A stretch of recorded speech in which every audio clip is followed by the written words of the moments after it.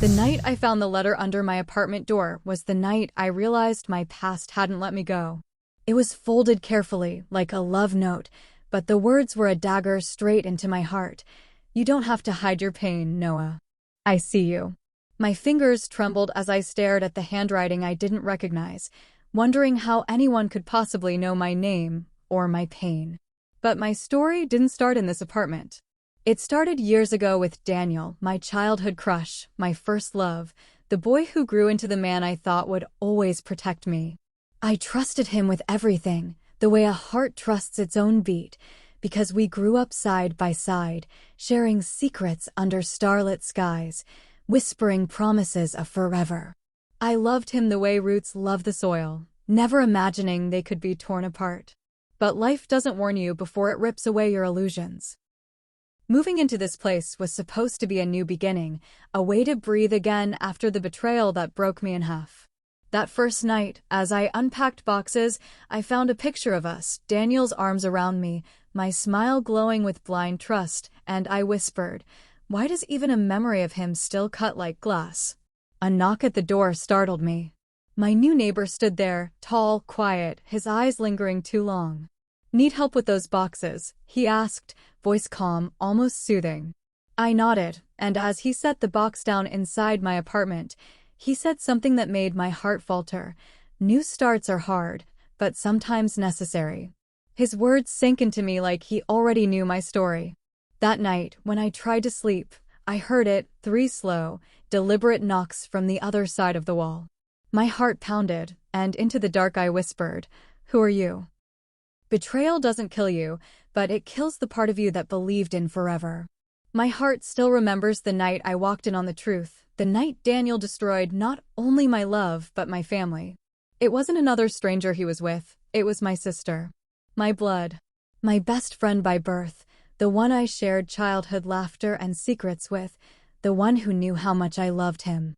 I stood frozen in the doorway, his shirt half unbuttoned, her lips red with guilt. "Daniel," I whispered, my voice breaking like glass. He looked up, startled at first, then cold, as if caught didn't mean wrong. "Noah, you weren't supposed to find out like this," he muttered. My voice rose, shaking. "Find out what?" "That the boy I loved since I was 12 chose my sister over me. My sister tried to reach for me, tears streaming, but Daniel cut me deeper than either of them could." "You stopped being enough, Noah." My knees buckled, the air vanished, and I begged. Not for him to stay, but for it not to be real.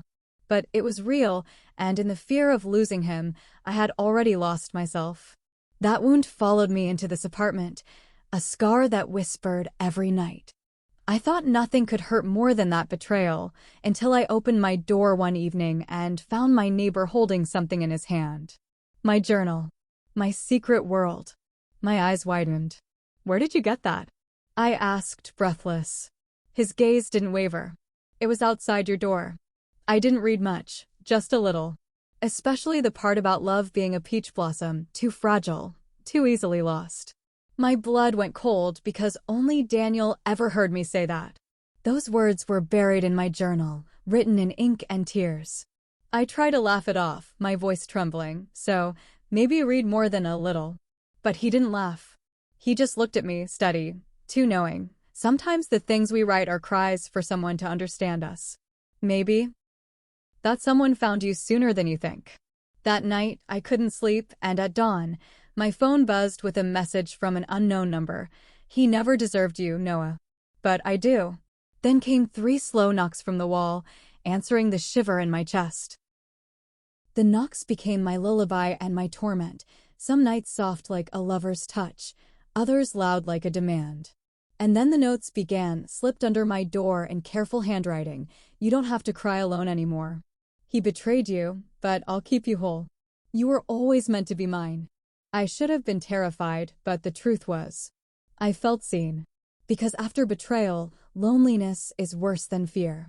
One night, unable to take it any longer, I stormed across the hall and knocked on his door. He opened immediately, as if he had been waiting for me. His apartment was cloaked in darkness, but his eyes gleamed with something unreadable.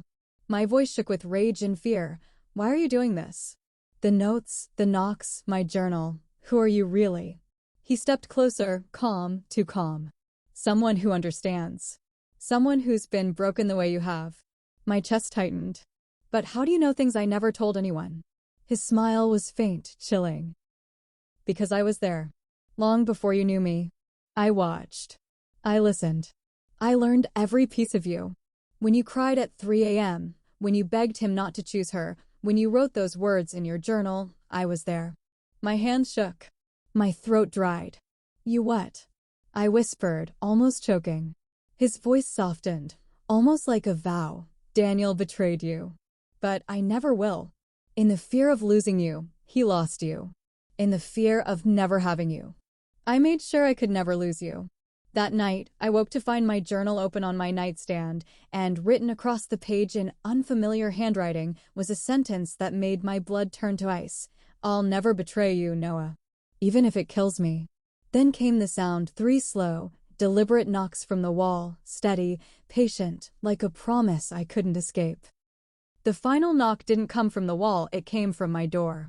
I opened it, and there he was, calm, composed, his hand slipping into his pocket to pull out a photograph. My photograph. Taken months ago, before I ever moved here, before I ever knew his face. My stomach dropped, my voice barely a whisper. You've been following me, haven't you? His eyes softened, his tone tender, since the day he hurt you. I couldn't let anyone else destroy you. You were always mine, Noah. His words should have felt like devotion, but instead they wrapped around me like chains. Yet something inside me shifted. I had been weak with Daniel, broken by betrayal, but now I was different. I stepped back and whispered, steady for the first time, then come in. He smiled, stepping inside as though he had already won. What he didn't notice was the phone on the table, recording every word, every confession. An hour later, the police were in my living room. He didn't resist. He didn't fight. He just stared at me with something almost tender as the cuffs closed around his wrists. You'll remember me, he said softly.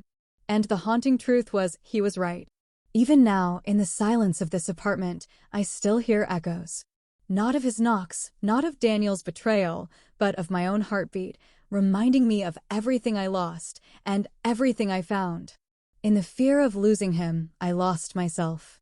But in betrayal, I finally found me.